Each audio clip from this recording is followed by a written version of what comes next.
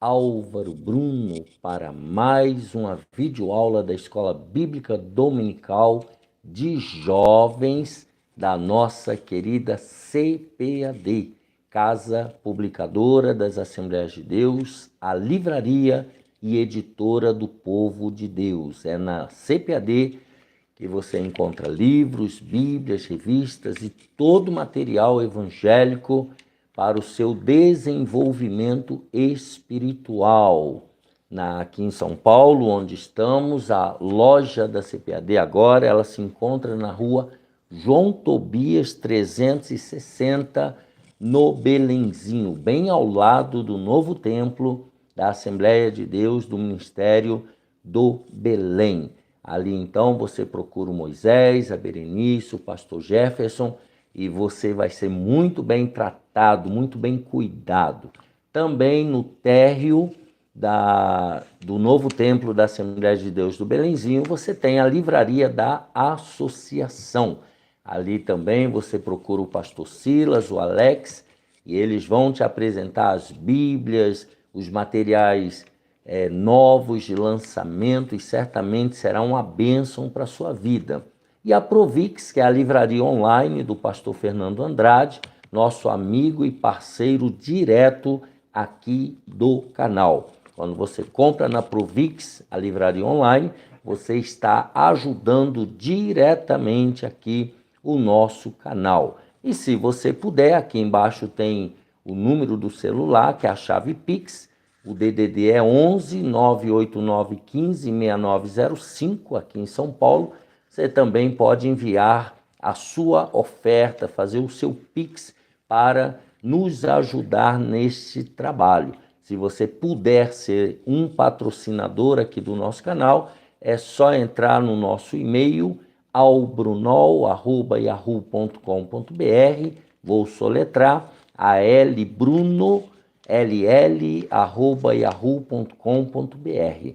E ali a gente conversa e você pode ser um patrocinador aqui do nosso canal. Quero já agradecer pastor Reginaldo Aparecida Amaral, que tem nos cedido a sua casa para fazermos aqui um estúdio provisório. Deus abençoe o irmão Reginaldo e toda a sua família.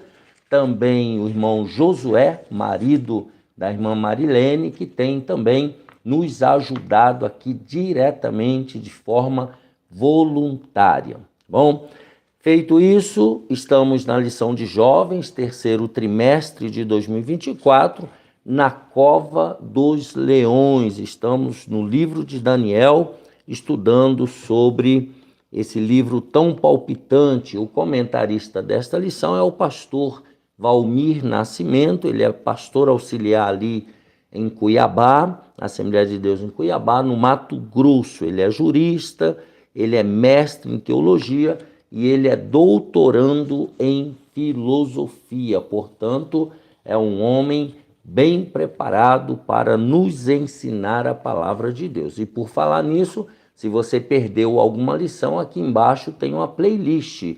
Volte lá, assista às aulas anteriores, a primeira, a quarta. A lição número 5 falou sobre a revelação de Deus confrontando o secularismo. E hoje, nessa lição de número 6, do dia 11 de agosto de 2024, nós vamos estudar sobre coragem para enfrentar a fornalha ardente.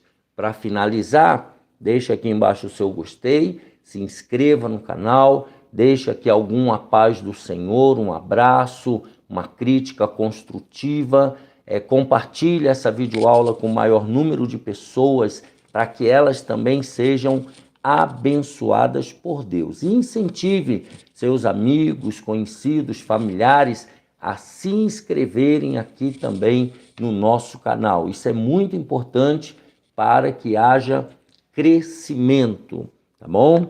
Então, a lição número 6, 11 de agosto, a lição de jovens, coragem para enfrentar a fornalha ardente. O texto principal está em Daniel 3,17, e diz assim: eis que o nosso Deus, a quem nós servimos, é que nos pode livrar.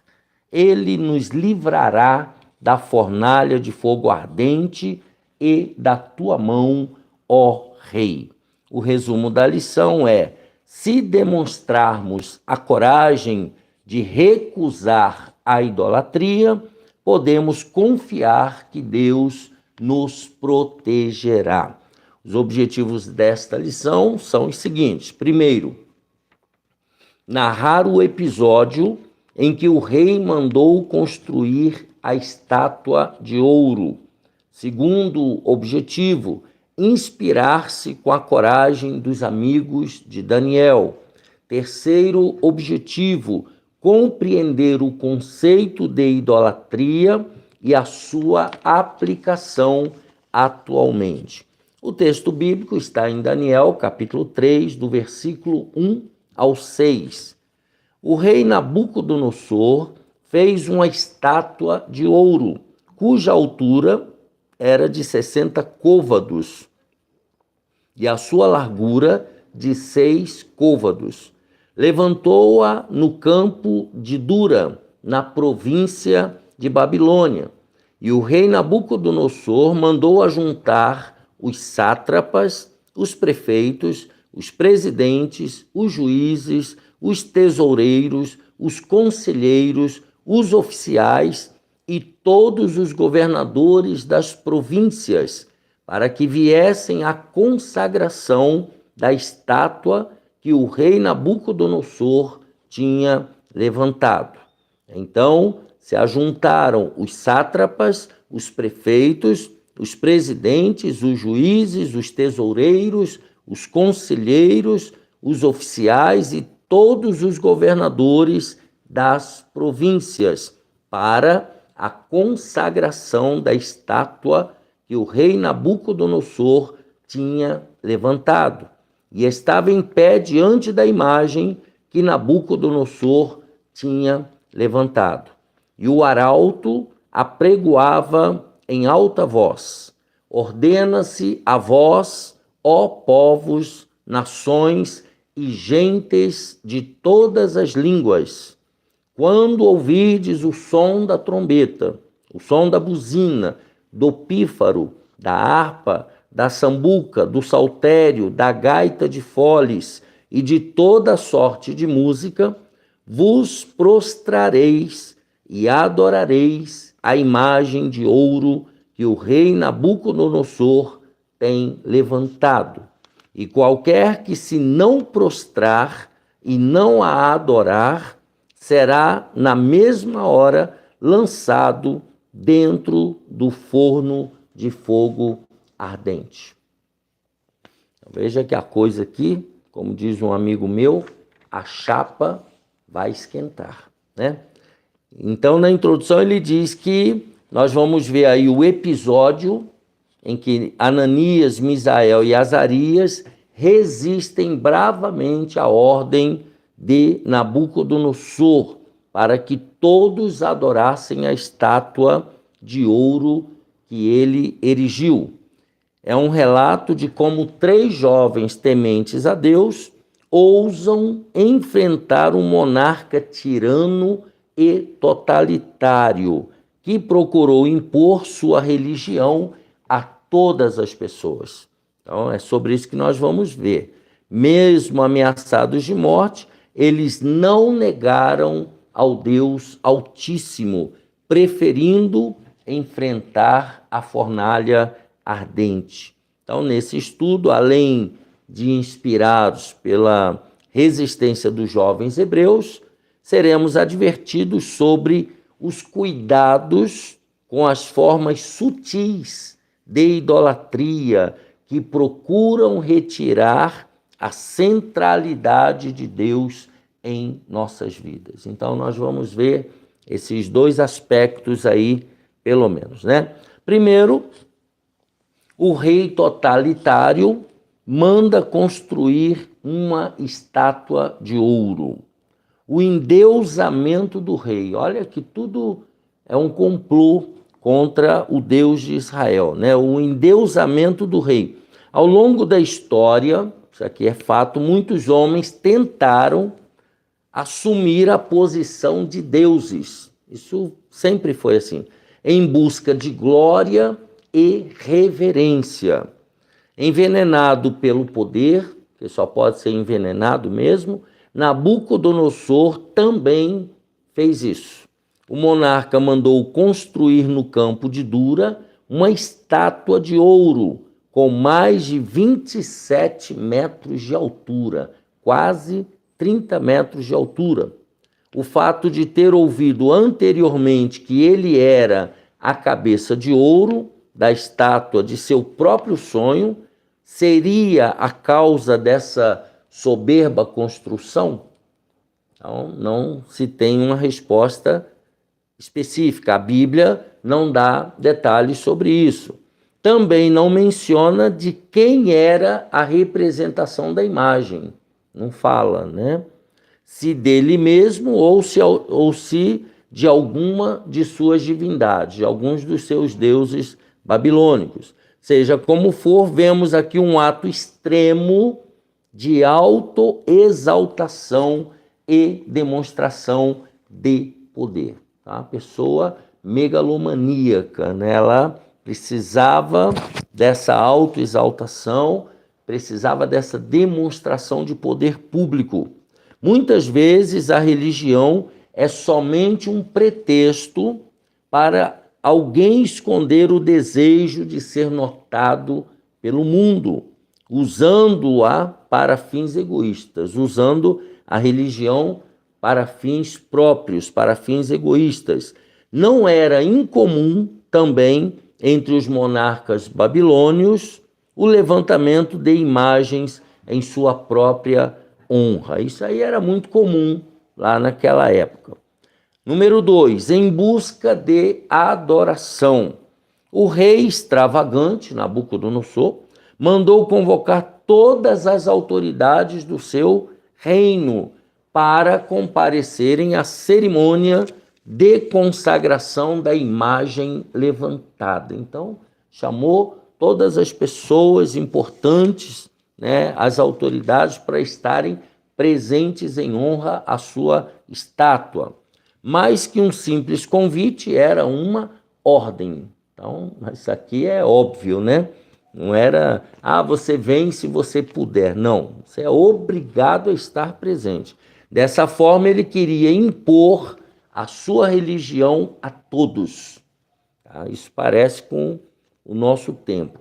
Além da presença, todos deveriam se prostrar em adoração. Aqui está o problema mais grave. Todos deveriam se prostrar em adoração diante da suntuosa imagem, assim que os instrumentos fossem tocados. Então, era um momento para geral se curvar. A estátua se sobrepujava um objeto arquitetônico. Era um ídolo que deveria ser reverenciado por todos os súditos, tanto que a palavra adorar, e aí o professor Ronaldo depois lê isso aqui, sagadash, é mencionada diversas vezes. Então a palavra adoração no hebraico, né, sangadash, tá, é mencionada diversas vezes. E a punição para o descumprimento seria a morte dentro da fornalha. Quem não se prostrasse, quem não adorasse a imagem, seria lançado na fornalha de fogo ardente. A solenidade é extravagante e pomposa, quer dizer, era um ritual aquilo dali, né? Assim que os instrumentos musicais fossem tocados, todos, incluindo as autoridades, deveriam se prostrar e adorar a imagem levantada pelo rei. Então veja que a coisa era estreita, né? Aqui, essa imagem de escultura, essa escultura aqui, né, ela deveria ser adorada como um deus.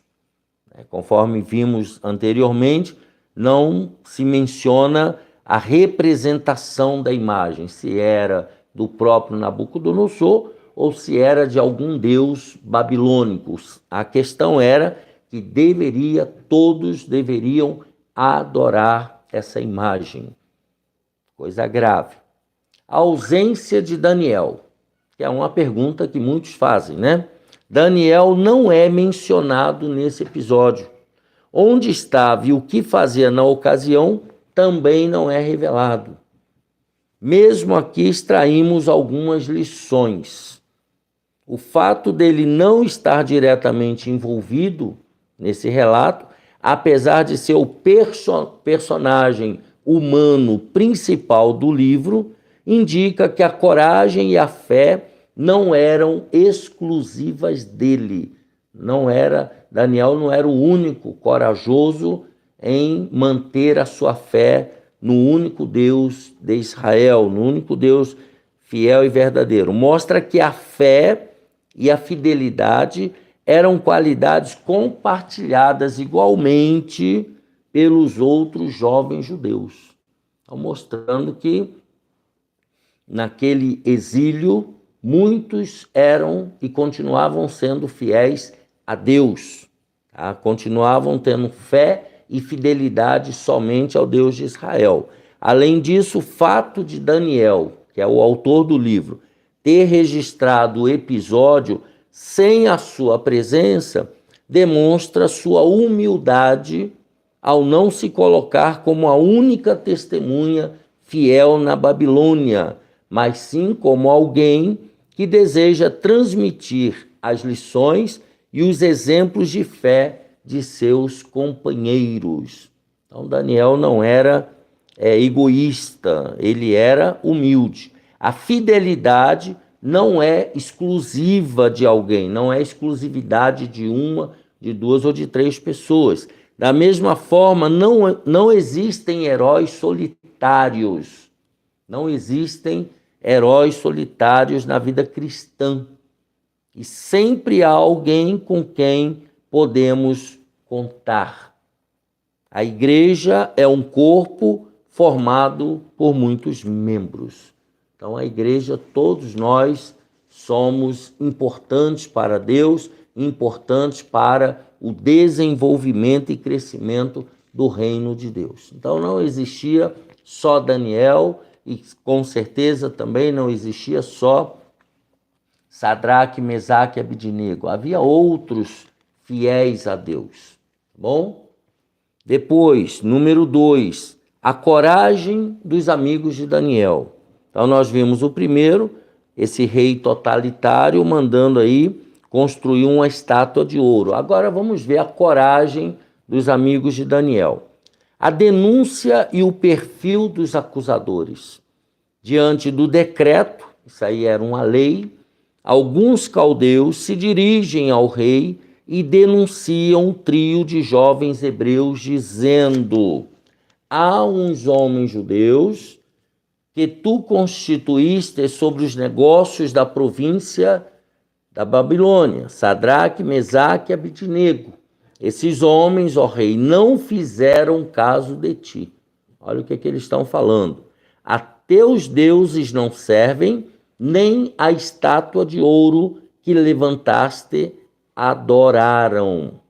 Capítulo 3, versículo 2. Então, eles levaram. Em primeiro lugar, as palavras dos acusadores revelam que eram invejosos, ao mencionar a posição privilegiada que os jovens judeus conquistaram em tão pouco tempo.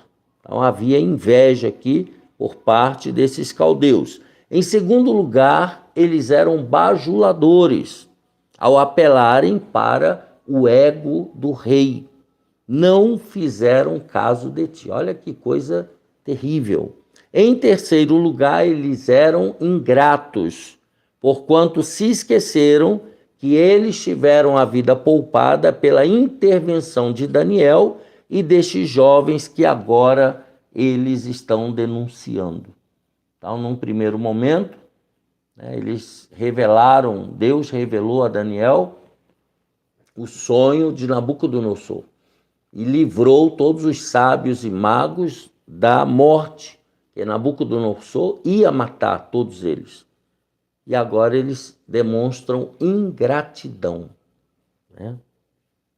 A bravura dos jovens, tomado de fúria, né? Se mandou levantar uma estátua, imagine saber que alguém não se dobrou. Tomado de fúria, o rei manda chamar os 3 rapazes e lhes dá o ultimato. Se adorassem a estátua, estariam livres. Do contrário, seriam lançados imediatamente na fornalha. Então, Nabucodonosor ainda dá uma segunda chance. Em sua prepotência ainda diz, olha o que ele fala. E quem é o Deus que vos poderá livrar das minhas mãos? Olha só que prepotência, que soberba. Mostrando, agora os meninos, mostrando profunda convicção e força de caráter que se manifesta em crentes sinceros que não se acovardam, né? Os 3 rapazes rejeitam até mesmo se defender. Nem se defender, eles se deram ao trabalho. Eles não precisam se justificar diante da injustiça. É Deus quem os justifica. Romanos 8:33. Então, Deus é o nosso justificador, assim como foi desses 3 rapazes. Com bravura, afirmam que, se forem lançados na fornalha, Deus os livrará. E mesmo se isso não ocorresse, se Deus não livrasse, em hipótese alguma, eles iriam cultuar a imagem, no versículo 18. Veja a coragem, a bravura desses jovens. Eles não negociaram a fé. E isso é um exemplo para mim e para você. Mesmo que as pessoas mais influentes tivessem cedido, né, as autoridades daquele reino se submeteram a esta ordem, e ainda que a multidão tenha se curvado à estátua, eles não o fariam. Então, ou seja, todos se dobraram, mas nós não vamos nos dobrar senão somente ao nosso Deus. Então, tal resposta mostra, né, que esses jovens eram novos em idade, mas eles eram maduros na fé. Eles tinham maturidade espiritual, que é o que nós precisamos adquirir ao longo da nossa vida, principalmente frequentando a escola bíblica dominical, frequentando os cultos de ensino, ouvindo os conselhos dos mais velhos, buscando sabedoria e inteligência da parte de Deus, e assim nós vamos adquirindo maturidade espiritual. Eles sabiam que, eventualmente, dependendo da vontade de Deus, estariam preparados para a morte. Eles preferiam morrer a ceder ao pecado.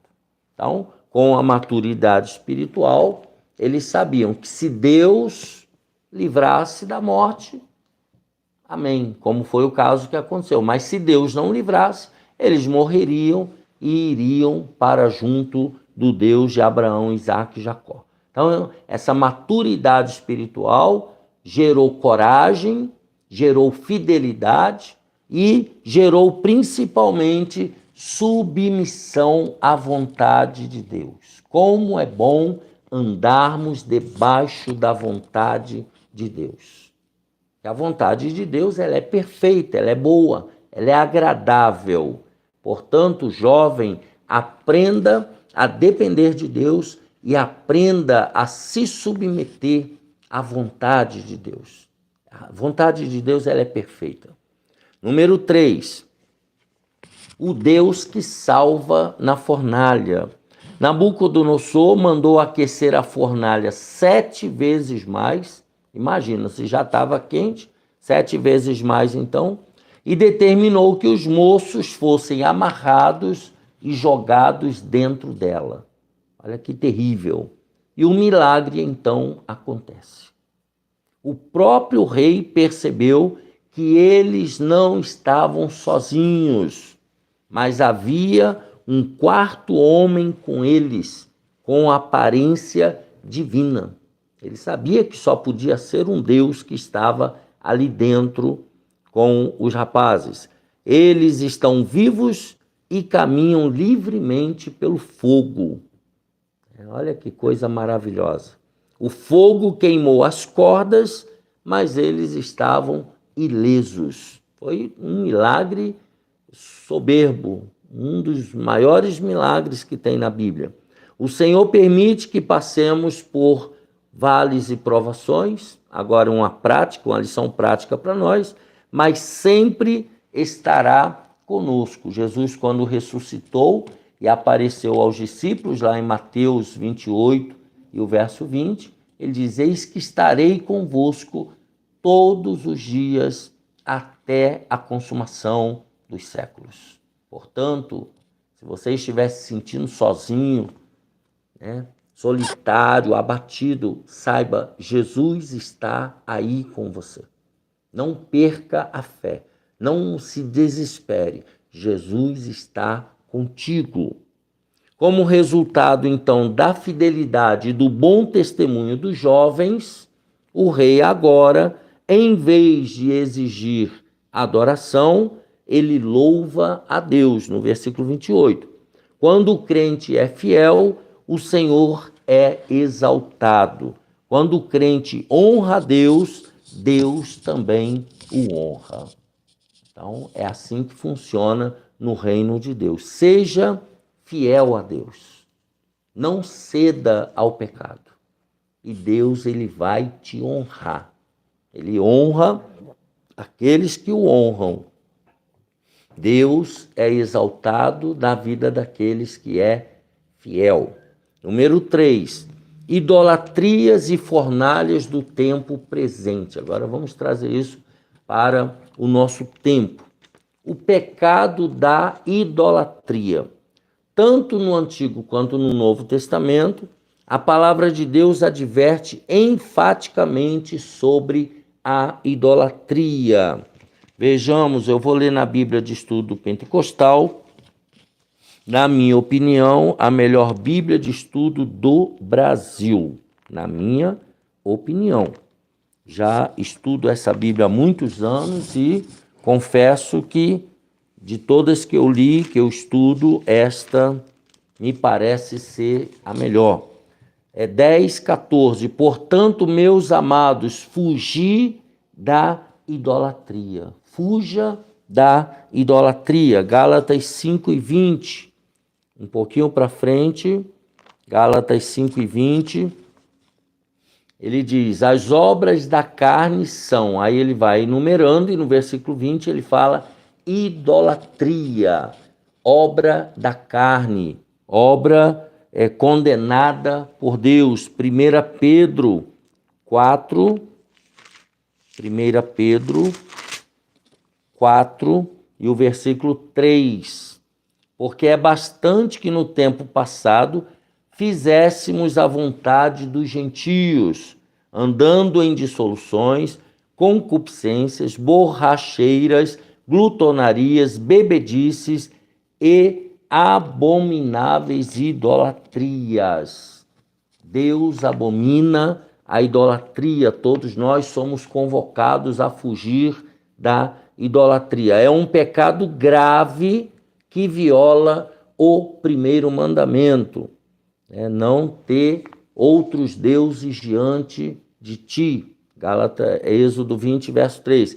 É a adoração a um ídolo, ou uma imagem, ou qualquer outra coisa que seja considerado um falso Deus ou objeto de adoração no lugar do Deus verdadeiro. Tudo aquilo que você adorar, colocando em primeiro lugar na sua vida, isto é idolatria, está tirando Deus do seu primeiro lugar. Por essa razão, os jovens hebreus se negaram a atender à ordem do rei. Eles não aceitaram se submeter à ordem do rei. A sua nação estava sendo castigada pelo Senhor por causa da idolatria, no caso, a nação de Israel. Eles estavam lá cativos na Babilônia por causa da idolatria. E eles não estavam dispostos a cometer o mesmo erro do povo. Eles não queriam imitar o povo na idolatria e já estavam pagando lá, sofrendo o castigo do exílio na Babilônia. Eles não chegaram a considerar sequer a possibilidade de realizar uma adoração falsa em público, enquanto mantinham a fé em Deus dentro de seus corações. Não, eles nem passaram pela cabeça deles fazer isso.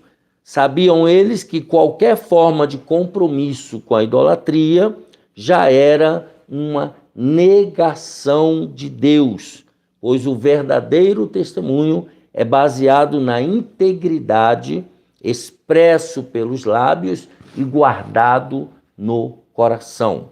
Então, a pessoa tem que ser fiel por inteiro, não é disfarçar a fé.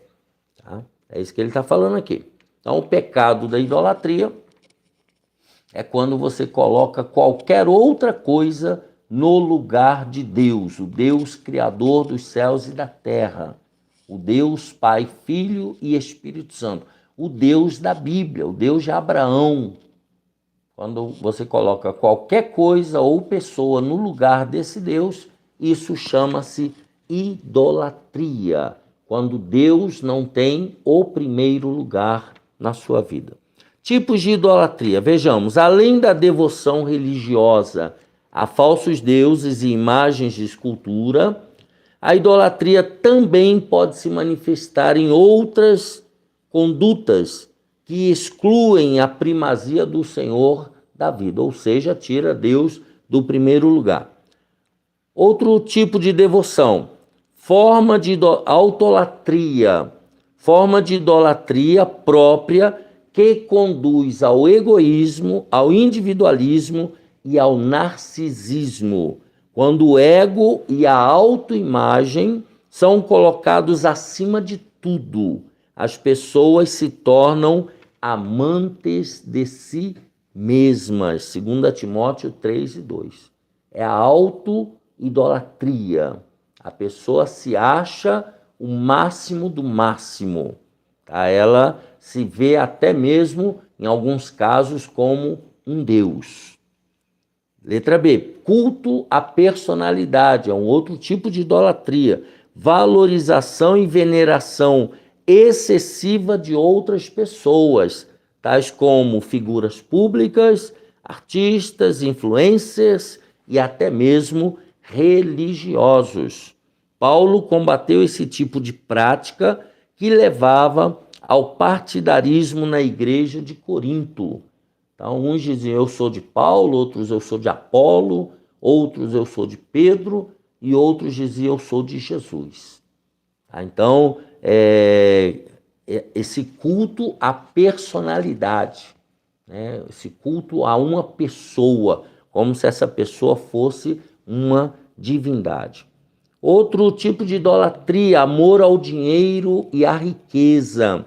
A busca desenfreada por riqueza e o foco no dinheiro como o principal objetivo da vida. Então, a pessoa vive para adquirir riqueza, para ter dinheiro. Tudo dela gira em torno disso. Jesus disse que ninguém pode servir a dois senhores, porque ou há de odiar um e amar o outro, ou se dedicará a um e desprezará o outro. E ele termina dizendo em Mateus 6:24, não podeis servir a Deus e a Mamon. Mamon é a divindade que representa o dinheiro. Tá? Então, quando alguém é amante do dinheiro, serve a Mamon. Tá? E aí não dá para servir a Deus e a Mamon. Outro tipo de idolatria, idolatria política. Esse pecado também se manifesta na supervalorização de ideias e formas de pensamento segundo a tradição dos homens. Está lá em Colossenses 2:8. em nossos dias, novas formas de idolatria se escondem em ideologias políticas que prometem algum tipo de salvação ou redenção humana. Olha que diabólico, né? Devemos ter a convicção de que nenhum homem, partido e nem mesmo o Estado, um Estado aí com letra maiúscula, né? Uma nação e tudo que ela representa, é capaz de salvar. Só temos um Deus e Salvador. Então devemos tomar cuidado com a idolatria política, com a idolatria ao dinheiro, à riqueza, com a idolatria à personalidade e com a auto-idolatria. As novas fornalhas, quais são? Nabucodonosor não foi o único governante a exigir das pessoas lealdade absoluta.